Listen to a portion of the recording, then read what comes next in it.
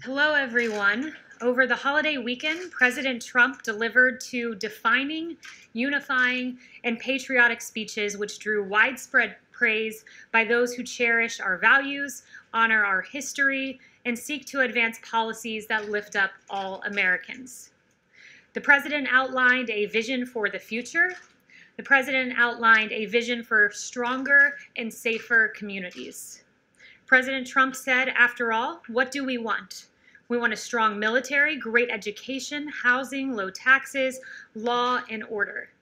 He went on to say, we want safety, we want equal justice, we want religious liberty, we want faith and family, and living in the great communities and happy communities and safe communities. And we want great jobs, and we want to be respected by the rest of the world, not taken advantage of by the rest of the world. He went on to say, we should all want the same thing. How can it be any different than those things? This message is now more important and more timely than ever. Radical left-wing mobs seek to tear down our monuments and our memorials.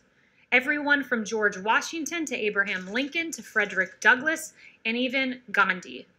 Misguided movements such as defund the police seek to leave our communities more vulnerable than ever. Case in point, this weekend alone. In New York, there were 44 shootings with 11 killed. In Chicago, 75 people were shot with 13 killed. And tragically, at least 5 of these individuals were children who were killed in cities across the country, an absolutely devastating loss, and we grieve for those families. Crime such as this is dark and it is divisive. This July 4th, the president said, our movement is based on lifting all citizens to reach their fullest God-given potential. Never forget, we are one family and one nation. We will teach our children to cherish and adore their country so they can build its future. This vision is not a culture war, as the media seeks to falsely proclaim. It's an embrace of our American family, our values, our freedom, and our future. And with that, I'll take questions. Yeah, really, I want to ask you just a couple of questions. The first one, why is the president so supportive of flying the Confederate flag? So I think you're referring to a tweet this morning, is that right? Correct. Well, I think you're mischaracterizing the tweet. The tweet was aimed at pointing out that the FBI report of the alleged hate crime at NASCAR concluded that the garage door pull, which had been there since last fall, was obviously not targeted at a specific individual because, in fact, it was a garage pull, and in fact, it was there since last fall, long before these 43 teams arrived. And it was concluded by the FBI that this was, quote, not an intentional racist act. For clarity, I'm asking you about the Confederate flag. So my question is, why is the president so supportive of flying the Confederate flag? The president never said that. Again, you're taking his tweet completely out of context. The president said that NASCAR saw bad ratings because they took down the Confederate flag, banned the Confederate flag. Does he believe NASCAR should fly the Confederate flag, and why don't they fly it here? The whole point of the tweet was to note the incident, the alleged hate crime, that it in fact was not a hate crime. At the very end, the ban on the flag was mentioned in the broader context of the fact that he rejects this notion that somehow NASCAR men and women who go to these sporting events are racist, when in fact, as it turns out, what we saw with the FBI report and the alleged incident of a hate crime, it was a complete indictment of the media's rush to judgment, once again calling this a hate crime when the FBI completely dismissed that. Let me ask you about some of the president's comments this weekend. The president said that 99% of coronavirus cases are totally harmless. Which members of the White House Coronavirus Task Force agree with that statement? So what the president was pointing to, and I'm glad you brought it up, was a factual statement, one that is rooted in science, and one that was pointing out the fact that mortality in this country is very low. And I have two charts that we'll pull up to illustrate that. The first chart is the case fatality rate in the United States. And as you can see, the mortality rate has gone like this, the case fatality rate. And also in the second chart you'll see, hopefully they have it up behind me, but the case rate fatality rate in this country vis-a-vis other European countries is much lower than, let's say, France and Italy. And what that speaks to is the great work of this administration with therapeutics and remdesivir and dexamethasone, and that's what the president was pointing out. So I want to get back to just to follow quickly though. So if you don't die, is it not harmless? The president was noting the fact that the vast majority of Americans who contract coronavirus will come out on the other side of this. Of course, he takes this very seriously. Of course, no one wants to see anyone in this country contract COVID, which is why the administration has fought hard to make sure that's not the case with our historic response effort. John. Kayleigh, to follow up on Peter's question, what is the president's position? Does he think NASCAR made a mistake by banning the Confederate flag? So he said I spoke to him this morning about this, and he said he was not making a judgment one way or the other. The intent of the tweet was to stand up for the men and women of NASCAR and the fans and those who have gone, and this rush to judgment of the media to call something a hate crime when in fact the FBI report concluded this was not an intentional racist act. And it very much mirrors other times when there have been a rush to judgment, let's say with the Covington boys or with Jesse Smollett. But let's drill down on the Confederate flag. Does he think it was a mistake for NASCAR to ban it? The president said he wasn't making a judgment one way or the other. You're focusing on one word at the very bottom of a tweet that's completely taken out of context and neglecting the complete rush to judgment on this. NASCAR's ratings are down because they banned the flag? That's what he said. The president was noting the fact that in aggregate, this notion that NASCAR men and women who have gone and who are being demeaned and called racist and being accused in some venues of committing a hate crime against an individual, those allegations were just dead wrong. Does he think Paula. Does he think his supporters should not take the flag to Trump rallies? Has he considered banning the Confederate flag from Trump rallies? Well, at Trump rallies, all flags that are not official campaign gear are banned. Yes. Kayleigh, why is it Bubba Wallace's responsibility to apologize for an investigation into a noose that he didn't report and he never even saw? It was NASCAR that found this, that reported this, and even the FBI referred to it as a noose, even if they said it wasn't a specific crime against Mr. Wallace. Why is the president even suggesting that Mr. Wallace should apologize? Well, look, the FBI, as I noted, concluded that this was not a hate crime, and he believes it go a long way if Bubba came out and acknowledged that as well. This was not a hate crime as noted by the FBI. Been very clear that the FBI found this was not intentional. Why is he directing this at Mr. Wallace? So one of the things this is where the president comes from, and this is where the president stands. And he actually hinted at this in his July 4th speech. To those in the media who falsely and consistently label their opponents as racist, who condemn patriotic citizens, who offer a clear and truthful defense of American unity, we want a clear and faithful defense of American history and unity. And when you level false charges, you not only slander me, you slander the American people. He believes the American people are good. And the allegations and the rush to judgment with Jesse Smollett in the Bubba Wallace case and with the Covington Catholic boys, we shouldn't be so quick to jump onto those narratives. Those are just three examples of those that have been proven false. For an investigation that someone else initiated, suggesting he was possibly the victim of a hate crime? Yes. The governor of South Dakota flew back on Air Force One after having contact with somebody who had tested positive for the virus. Why was that allowed to happen? Did she have contact with the president on the trip back? And has the president continued to test negative since that interaction? Yes, the president is tested constantly, has tested negative, and those around him are tested as well. But why, the original question is, why was she allowed to fly back on Air Force One with the president when it was known that she had had contact with somebody who had tested positive for the virus? Yeah, I'd have to refer you to Secret Service on that, but I'll tell you this, they take the president's health very seriously. They would never put him in a situation that would put him in harm's way. And just one follow-up, please. Yes. On executive orders, the president has set a pretty brisk pace on those this year, and as a candidate, he had been critical of President Obama's use of executive orders, but he seems to have really stepped up the pace on these. And I wanted to ask, what does he find? What is the strategy behind issuing more than one a week so far this year? And I know he's getting ready to issue more in the coming weeks. Well, he will use the powers in his executive toolkit to further the agenda of the American people. That's his intent with these executive orders. And I would just note that with regard to the DACA decision, the Supreme Court has suggested he has pretty wide discretion to act. Yes, Jeff. Kayleigh, with regard to the president's reference about the 99% being harmless, does the president worry at all that by downplaying the severity of the virus, that it will lead Americans to be less careful? The president isn't downplaying the severity of the virus. What the president's noting is that at the height of this pandemic, we were at 2,500 deaths per day.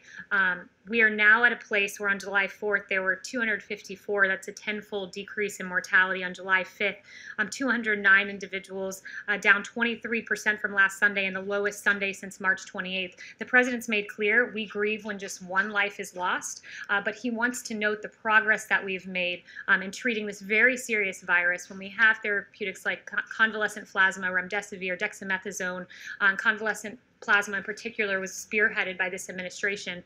He's pulled down bureaucracy and allowed us to get to a place where we can have this declining mortality rate.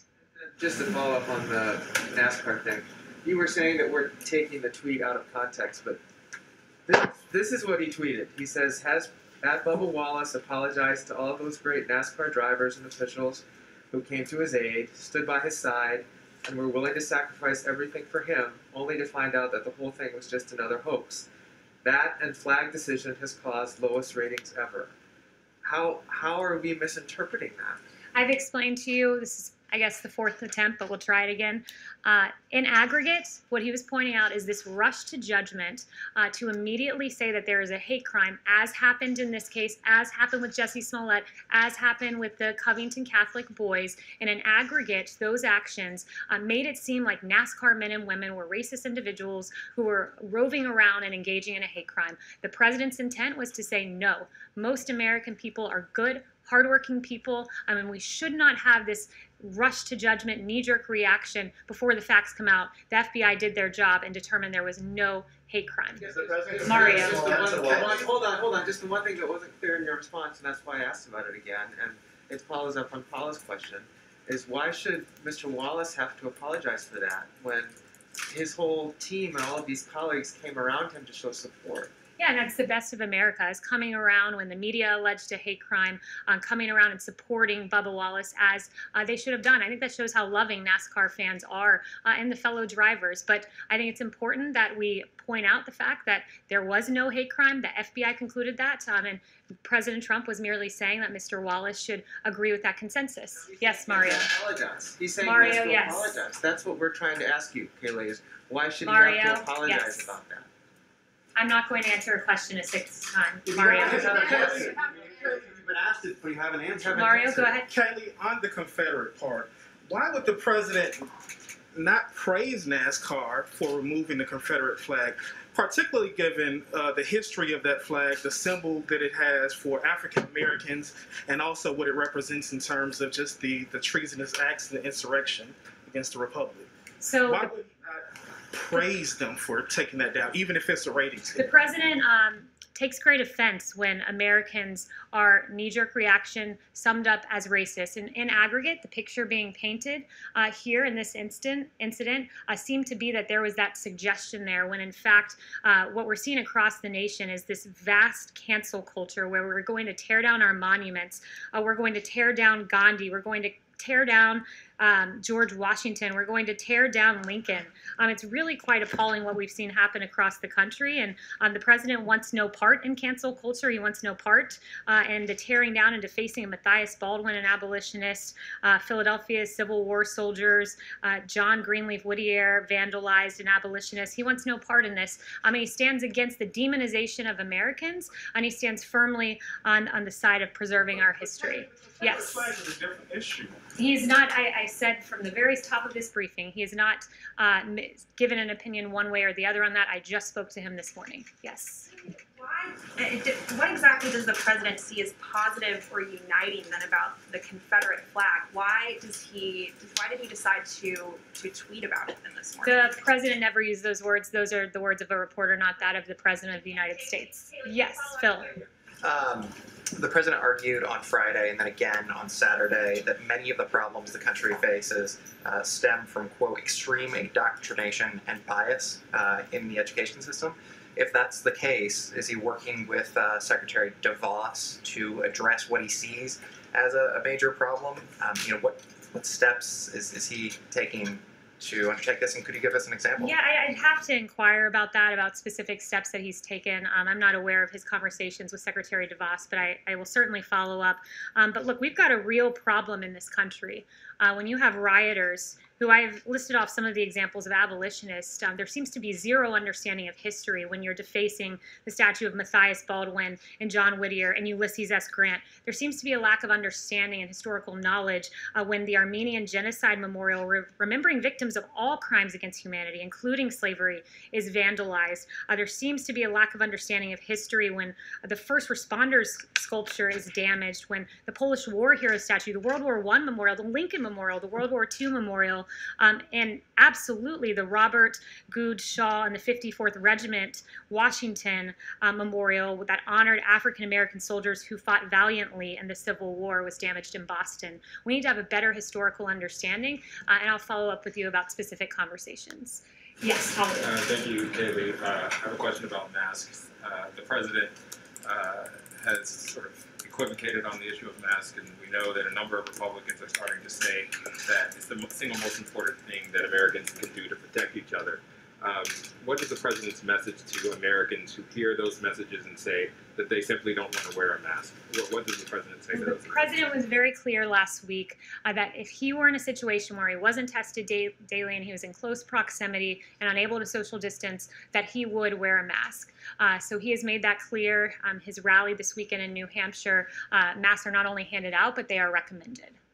Yes. Thank you, Kayleigh. I wanted to say, first off, point of fact, Bubba Wallace did not make any kind of false report. And I'm wondering, in general, why the president thinks that issue is worth his time and focus right now in the midst of a deadly pandemic. And then also, you've said he has no opinion on the Confederate flag. Why can't this White House unambiguously state whether or not it supports displays of the Confederate flag? No, I said... And Confederate monuments, which are much more a part of this question than Gandhi. Yeah, I said that, you know, his tweet was not to indicate approval or disapproval of that particular policy of NASCAR. It was an aggregate to stand against the rush to judgment, to call something a hate crime before the facts were out, when clearly the media was wrong about this. When clearly, I never said that.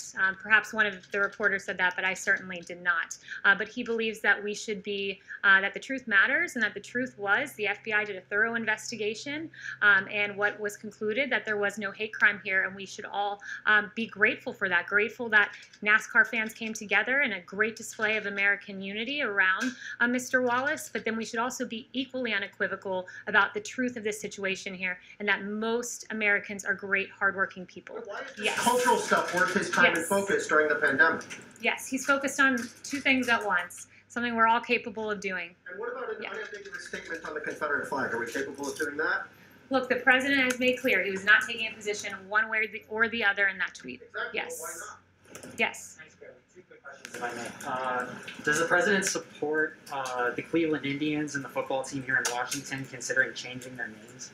I haven't spoken to the president on that. And on the other question, who came up with the list of historical figures that the president wants honored in this garden of statues that he put out this executive order about? Who came up with the list of people to be included there? So I don't know exactly who came up with that list. I can ask about it, but it's a pretty extraordinary list of people. I think we can all agree on the fact that great American heroes are people like Harriet Tubman and Frederick Douglass and Booker T. Washington and Martin Luther King Jr. These are incredible men and women in our history, Susan B. Anthony and Billy Graham. So I think we can all pretty much widely acknowledge that these are American heroes. Yes. Thank you, Kayleigh. The president signed the Payroll Protection Program extension over the weekend. There's $132 billion in the pot. What does the president think that money should be used for if it's still there after August 8th? And then in a CARES 4 specifically, what should be there to help small businesses? Yeah, so I don't have any updates on Phase 4. I've mentioned that the payroll tax is something of great interest to the president because it would help low and middle income Americans most. PPP funding, they've done an extraordinary job with that. Small businesses across the country have gotten this, and we've kept people on payroll. So he's very pleased with the progress that's been made there and the continuing functioning of the PPP. Would he veto a bill then that did not have a payroll tax relief in it? Yeah, I don't want to set parameters or conditions. That'll be up to the president when the bill arrives on his desk. Yes. Thank you, Kayleigh, so much. As President Trump wants to reopen the country, what will be the criteria to cancel the travel bans? Because we know that the bans are still in place for European countries where the situation is under control, and on the other hand, there is no ban on hotspots like Russia, India, or Mexico, for example. So what is the criteria? Yeah, so I don't have specific criteria to give you. I'd have to refer you to the State Department and Secretary Pompeo and his remarks on the topic during his last press conference as where we currently stand. But President Trump and the administration have taken bold, decisive, and frequent action to secure our homeland, and a big part of that has been these travel restrictions. And we're working with countries around the world. We hope to have a day where international travel is open, but right now this is about putting America first. And I want to say this. Yes. European countries, now the UK, are starting to open for foreign visitors, but the US is still banned. How do you think the world is looking at the United States right now? I think the world is looking at us as a leader in COVID-19, because the chart I showed you where you have mortality rate in Italy and UK up here and across Europe, and you have the United States at a low case mortality rate, it's because of the extraordinary work that we've done on therapeutics and getting PPE and leading on ventilators and having excess ventilators that we were able to deploy around the world and help other countries. So that's what I would have to say on COVID. And finally, I'd end with this. You know, I was asked probably 12 questions about the Confederate flag. This president's focused on action, and I'm a little dismayed that I didn't receive one question on the deaths that we got in this country this weekend.